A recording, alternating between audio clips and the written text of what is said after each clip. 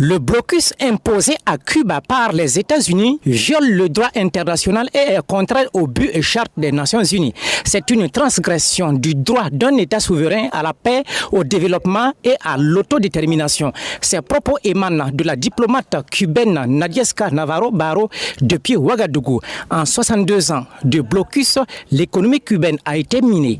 À des restrictions économiques s'ajoutent des désinformations et les préjudices causés sont énormes. Une politique préméditée tendant à asphyxier le Cuba, souligne l'ambassadrice cubaine au Burkina Faso.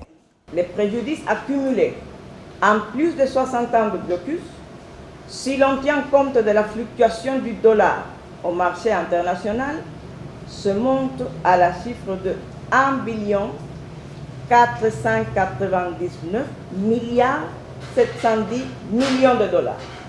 C'est-à-dire, c'est un gros chiffre. Pour calculer ce chiffre, on a tenu en compte les pertes économiques causées par le blocus sur les exportations cubaines. Des restrictions qui touchent tous les secteurs de développement, les finances, l'éducation, la santé, la technologie, le tourisme, rien n'est épargné. Et tous les présidents qui se sont succédés aux États-Unis n'ont pas eu de réponse à ce blocus qui dure maintenant 62 ans. Cette politique a provoqué des déséquilibres macroéconomiques, dont une inflation qui paralyse l'économie de l'île. Une inflation accumulée estimée à 30% fin 2023, mais variant en fonction des marchés. 6,3% dans les publics, 62% dans les privés et 72% dans le domaine agricole. L'inflation élevée s'explique aussi par les campagnes de désinformation et par la manipulation financière qui, à travers d'outils virtuels, comme des publications financées par des agences états-uniennes. Cette relation tendue entre ces deux États va plus loin.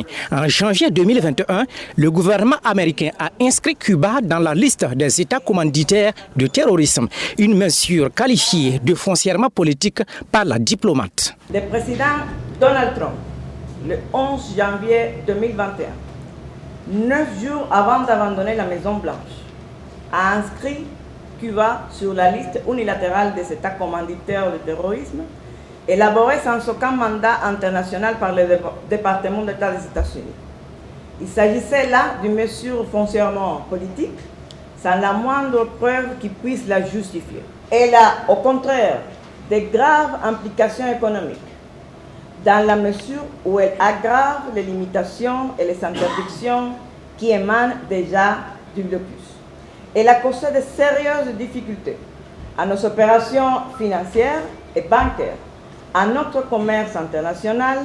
Il est inacceptable que l'administration américaine fasse la sourde oreille à l'appel de la communauté internationale qui demande la levée de ce blocus, comme le prouvent les 31 résolutions de l'Assemblée générale de l'ONU au sujet de la nécessité de lever le blocus économique, commercial et financier imposé à Cuba par les États-Unis. En 2023, sur 189 États, seulement 2 ont voté contre les textes de la considération de la résolution cubaine, a indiqué la diplomate cubaine au Burkina Faso.